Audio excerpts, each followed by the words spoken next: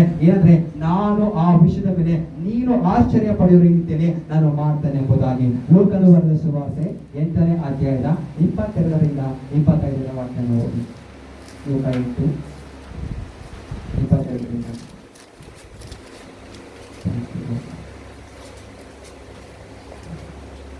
ಒಂದಾನೊಂದು ದಿನದಲ್ಲಿ ಆತನು ತನ್ನ ಶಿಷ್ಯರ ಸಂಗಡ ಒಂದು ದೋಣಿಯನ್ನು ಹತ್ತಿ ಕೆರೆಯ ಆಚೆ ದಡಕ್ಕೆ ಹೋಗೋಣ ಎಂದು ಅವರಿಗೆ ಹೇಳಲು ಅವರು ದೋಣಿಯನ್ನು ನೀರಿನೊಳಗೆ ನೂಕಿ ಹೊರಟರು. ಅವರು ಹೋಗುತ್ತಿರುವಾಗ ಆತನಿಗೆ ನಿದ್ರೆ ಹತ್ತಿತು. ಅಷ್ಟರಲ್ಲಿ ಬಿರುಗಾಳಿ ಕೆರೆಯ ಮೇಲೆ ಬರಲು ದೋಣಿಯೊಳಗೆ ನೀರು ತುಂಬಿಕೊಂಡಿದ್ದರಿಂದ ಅವರು ಅಪಾಯಕ್ಕೆ ಗುರಿಯಾದರು. ಹೀಗಿರಲಾಗಿ ಅವರು ಆತನ ಹತ್ತಿರ ಬಂದು, ಗುರುವೇ ಗುರುವೇ, ಸಾಯುತ್ತೇವೆ ಎಂದು ಹೇಳಿ ಆತನನ್ನು ಎಬ್ಬಿಸಿದರು. ಆಗ ಆತನು ಎದ್ದು ಗಾಳಿಯನ್ನು ಉಕ್ಕುವ ನೀರನ್ನು ಗದರಿಸಿದನು. ಗದರಿಸಲು ಅವು ನಿಂತವು, ಶಾಂತವಾಯಿತು. ತರುವಾಯ ಆತನು, ನಿನ್ನ ನಂಬಿಕೆಯಲ್ಲಿ ಎಂದು ಅವರನ್ನು ಕೇಳಿದನು. ಅವರಾದರೋ ಭಯಪಟ್ಟು, ಈತನು ಯಾರಿರಬಹುದು, ಗಾಳಿಗೂ ನೀರಿಗೂ ಅಪ್ಪಣೆ ಕೊಡುತ್ತಾನೆ, ಅವು ಕೂಡ ಹೇಳಿದ ಹಾಗೆ ಕೇಳುತ್ತವಲ್ಲ ಎಂದು ಒಬ್ಬರಿಗೊಬ್ಬರು ಮಾತಾಡಿಕೊಂಡು ಅಷ್ಟಾಶ್ಚರ್ಯಪಟ್ಟರು. ಯೇಸು ಸ್ವಾಮಿಯ ಆತನ ಅಧಿಕಾರವನ್ನ ನೋಡಿ ಆತನು ಏನಂದ್ರೆ ನೀರನ್ನ ಬರತಕ್ಕಂತ ಬಿರುಗಾಳಿಯನ್ನ ಆತನು ಗದರಿಸುವಂತ ಒಂದು ವಿಷಯವನ್ನು ನೋಡಿ. ಯಾಕಂದ್ರೆ ಶಿಷ್ಯರು ಎಲ್ಲೂ ಯಾವತ್ತೂ ಏನ್ ಮಾಡಿದ ಆತ ಒಂದು ವಿಷಯವನ್ನ ಅವರ ಜೀವಿತದಲ್ಲಿ ಕಂಡಿಲ್ಲ. ಯೇಸು ಸ್ವಾಮಿ ಮಾಡತಕ್ಕಂತ ಅದ್ಭುತವನ್ನ ನೋಡಿ ಅವರು ಒಬ್ಬರಿಗೊಬ್ಬರು ಮಾತಾಡ್ಕೊಳ್ತಿದ್ರಂತೆ. ಅವರು ಅತಿ ಆಶ್ಚರ್ಯವನ್ನ ಪಡ್ತಾ ಇದ್ದಾರೆ ಎಂಬುದಾಗಿ. ಅಲ್ಲೆಲೂಯ್ಯ. ಕೆಲವೊಂದು ಸಮಯದಲ್ಲಿ ದೇವರು ನಮ್ಮ ಜೀವಿತಕ್ಕೆ ಇಂಥ ಒಂದು ಕಾರ್ಯವನ್ನ ಮಾಡು, ಅಥವಾ ಇದು ನಮ್ಗೆ ಇಷ್ಟ ಇಲ್ಲ, ಇದನ್ನ ನಾವು ಬಿಡು ಅಂತ ಹೇಳುವಾಗ ಮನುಷ್ಯರಾದವರು ನಾವು ಕೇಳುವಂಥದ್ದು ಕೇಳಿ ಅದ್ರ ಪ್ರಕಾರ ನಡ್ಕೊಳ್ಳೋದು ಬಹಳ ಕಡಿಮೆ. ಆದ್ರೆ ಯಾವಾಗ ದೇವಕುಮಾರನು ಸೃಷ್ಟಿಕರ್ತನಾಗಿರ್ತಕ್ಕಂಥ ದೇವರು ಒಂದು ಸ್ವರದಿಂದ ಅಲ್ಲೆಲೂಯ್ಯ ಆ ಒಂದು ನೀರನ್ನ ಮತ್ತೆ ಗಾಳಿಯನ್ನ ನೋಡಿ ಗದರಿಸ್ತಾರೋ ಆ ಒಂದು ಪ್ರಕೃತಿ ದೇವರ ಮಾತಿಗೆ ರೆಸ್ಪಾನ್ಸ್ ಮಾಡ್ತದೆ ಎಂಬುದಾಗಿ. ಮನುಷ್ಯರಾಗಿರ್ತಕ್ಕಂಥ ನಾವು ಕೆಲವೊಂದು ಸಮಯದಲ್ಲಿ ದೇವರು ಹೇಳ್ತಾರೆ ಇದನ್ನ ಮಾಡ್ಬೇಡ್ರಿ, ಹಿಂಗಿರ್ಬೇಡ್ರಿ, ಅಥವಾ ಇದನ್ನ ಮಾಡು ಎಂಬುದಾಗಿ. ಆದ್ರೆ ಮನುಷ್ಯರಾಗಿರ್ತಕ್ಕಂಥ ನಾವು ಇದನ್ನ ಮಾಡ್ಲಿಕ್ಕೆ ತಯಾರಾಗಿರೋದಿಲ್ಲ. ಆದ್ರೆ ಪ್ರಕೃತಿ ಆತನ ಮಾತನ್ನ ಕೇಳುದನ್ನ ಶಿಷ್ಯರು ನೋಡಿ ಏನಂದ್ರೆ ಬೈಬಲ್ ಇರುತ್ತೆ, ಅವರು ಅತ್ಯಾಶ್ಚರ್ಯ ಪಟ್ಟರು ಎಂಬುದಾಗಿ. ಅಲ್ಲೆಲೂಯ್ಯ. ನಮ್ಮ ದೇವರು ಈ ಲೋಕಕ್ಕೆ ಬರತಕ್ಕಂಥ ಒಂದು ಸಮಯದಲ್ಲಿ ವಾಕ್ಯ ಬರುತ್ತೆ, ಅಸಮಾಧಾನ ಇರತಕ್ಕಂಥ ಒಂದು ಲೋಕ ಇದೆ ಎಂಬುದಾಗಿ. ಯೇಸು ಕ್ರಿಸ್ತ ದೇವರು ಭೂಮಿಗೆ ಬರುತ್ತಿರುವ ಮುಂಚಿತವಾಗಿ ಈ ಲೋಕ ಅಸಮಾಧಾನದ ಲೋಕ ಆಗಿತ್ತು. ಬೈಬಲ್ ಇರುತ್ತೆ, ಅಸಮಾಧಾನವಾಗಿದ್ದಂತ ಈ ಲೋಕದಲ್ಲಿ ಸಮಾಧಾನದ ಪ್ರಭು ಬಂದರು ಎಂಬುದಾಗಿ. ಅಲ್ಲೆಲೂಯ್ಯ. ಈ ಮುಂಜಾನೆ ವೇಳೆಯಲ್ಲಿ ನಾವು ನಮ್ಮ ಕುಟುಂಬದಲ್ಲೂ ಅಥವಾ ನಮ್ಮ ವ್ಯಕ್ತಿಗತವಾಗಿರತಕ್ಕಂಥ ಒಂದು ಜೀವಿತಲ್ಲೂ ಅಲ್ಲೆಲೂಯ್ಯ ಅಸಮಾಧಾನ ಇರೋದಾದ್ರೆ ಆತ ಹೇಳ್ತಾನೆ, 2000 ವರ್ಷಗಳಿಂದ ನಾನು ಈ ಲೋಕಕ್ಕೆ ಸಮಾಧಾನವನ್ನ ಕೊಡ್ಲಿಕ್ಕೆ ಬಂದ ಹಾಗೆ ಏನಂತಾರೆ, ನಾನು ನಿನ್ನ ಜೀವಿತದಲ್ಲಿ ಅಸಮಾಧಾನವನ್ನ ತೆಗೆದಾಕಿ ಸಮಾಧಾನವನ್ನ ಕೊಡ್ತೇನೆ ಎಂಬುದಾಗಿ. ಯೇಸು ಸ್ವಾಮಿಯವರು ಭೂಮಿಗೆ ಬಂದಾಗ ಲೂಕನ ಸುವಾರ್ತೆ 2ನೇ ಅಧ್ಯಾಯದ 14ನೇ ವಾಕ್ಯದಲ್ಲಿರುತ್ತೆ, ಅಲ್ಲಿ ಕೂಡ ಒಂದು ಆಶ್ಚರ್ಯದ ಚಿಹ್ನೆಯನ್ನು ಸೂಚಿಸಿದ್ದಾರೆ. ಅಂದ್ರೆ ಸಮಾಧಾನವನ್ನ ಕೊಡ್ತಕ್ಕಂಥ ದೇವರು, ಮನುಷ್ಯರ ಜೀವನದಲ್ಲಿ ಅದ್ಭುತವನ್ನ ಮಾಡತಕ್ಕಂಥ ದೇವರು ಆತನು ಬಂದಿದ್ದಾನೆ ಎಂಬುದಾಗಿ. ನಾವು ಅನ್ಕೊಳ್ತೀವಿ ಆ ಒಂದು ದೇವರ ಸಮಾಧಾನ ನನ್ನ ಮನೆಯಲ್ಲಿ ಬಂದ್ರೆ ಎಷ್ಟೋ ಚೆನ್ನಾಗಿರುತ್ತೆ, ನನ್ನ ಜೀವಿತದಲ್ಲಿ ಬಂದ್ರೆ ಎಷ್ಟೋ ಚೆನ್ನಾಗಿರುತ್ತೆ. ನಾವು ಏನೇ ಸಂಪಾದನೆ ಮಾಡಿದ್ರು, ಏನೇ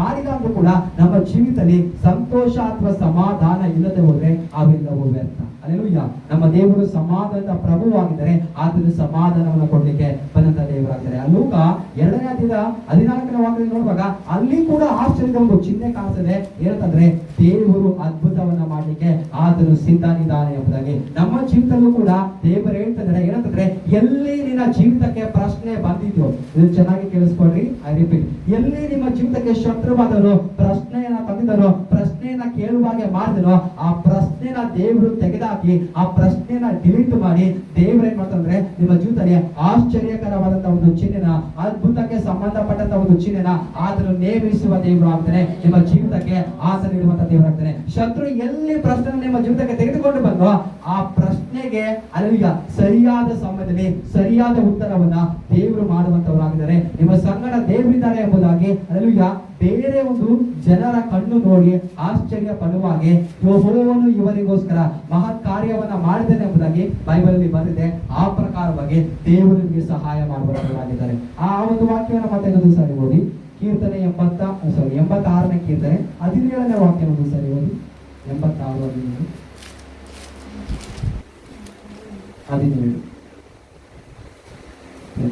ನನಗಾಗಿ ಒಂದು ಶುಭ ಸೂಚನೆಯನ್ನು ತೋರಿಸು, ನನ್ನ ಹಗೆಗಾರರು ನೋಡಿ ನೋಡಿ ಯೆಹೋವನು ನೇರವಾಗಿ ಇವನನ್ನು ಸಂತೈಸಿದ್ದಾನೆಂದು ನಾಚಿಕೆ ಪಡಲಿ. ಭಕ್ತನು ಪ್ರಾರ್ಥನೆ ಮಾಡ್ತಿದ್ದಾನೆ. ಇದರಿಂದ ದೇವರ ಸಂದೇಶನೂ ಕೂಡ ದೊಡ್ಡ ಸಂದೇಶವನ್ನ ಕೊಟ್ಟಿದ್ರು. ಅಲ್ಲೆಲೂಯಾ. ಇಲ್ಲಿ ಹೇಳುತ್ತೆ, ನನಗಾಗಿ ಒಂದು ಶುಭ ಸೂಚನೆಯನ್ನ ತೋರಿಸು, ನನ್ನ ಹಗೆಗಾರರು ನೋಡಿ ಯೆಹೋವನು ಅಲ್ಲೆಲೂಯಾ ಇವರಿಗೆ ಸಹಾಯಕವಾಗಿ ನೆರವಾಗಿ ದೇವರನ್ನ ಸಂತೈಸಿದ್ದಾನೆ ಎಂಬುದಾಗಿ ಯಾರು ಹೀಯಾಳಿಸಿದರೋ, ಯಾರು ಗೇಲಿ ಮಾಡ್ತಿದರೋ, ಯಾರು ಪರಿಹಾಸ್ಯ ಮತ್ತೆ ಅಪಹಾಸ್ಯ ಮಾಡ್ತಿದರೋ ಅವರು ನಾಚಿಕೆ ಪಡುವಂತೆ ಆ ಭಕ್ತರು ದೇವ ಸಮ್ಮುಖದಲ್ಲಿ ಪ್ರಾರ್ಥನೆ ಮಾಡ್ತಿದ್ದಾನೆ. ದೇವರೇ, ನನಗೋಸ್ಕರ ಶುಭದ ಒಂದು ಸೂಚನೆ ತೋರಿಸಿ ಎಂಬುದಾಗಿ. 122ನೇ ಕೀರ್ತನೆ 3ನೇ ವಾಕ್ಯ. ಇನ್ನೊಂದು ಬಾರಿ ಓದಿ. 122. ಯೆರೂಸಲೇಮೇ, ನೀನು ಸರಿಯಾದ ಹೊಂದಿಕೆಯಿಂದ ಕಟ್ಟಲ್ಪಟ್ಟ ನಗರವಾಗಿದ್ದಿ. ಕುಲಗಳು ಅಂದರೆ ಯಾಕೋಬಿನ ಕುಲದವರು ಯೆಹೋವನ ನಾಮ ಕೀರ್ತನೆಗೋಸ್ಕರ ಇಲ್ಲಿಗೆ ಯಾತ್ರೆ ಮಾಡುತ್ತಿದ್ದರು. ಸಾಕು. ಈ ವಾಕ್ಯದಲ್ಲಿ ಹೇಳ್ತದೆ, ಈ ವಾಕ್ಯದಲ್ಲಿ ನಾವೇನ ಗಮನಿಸಬೇಕಂತಂದ್ರೆ,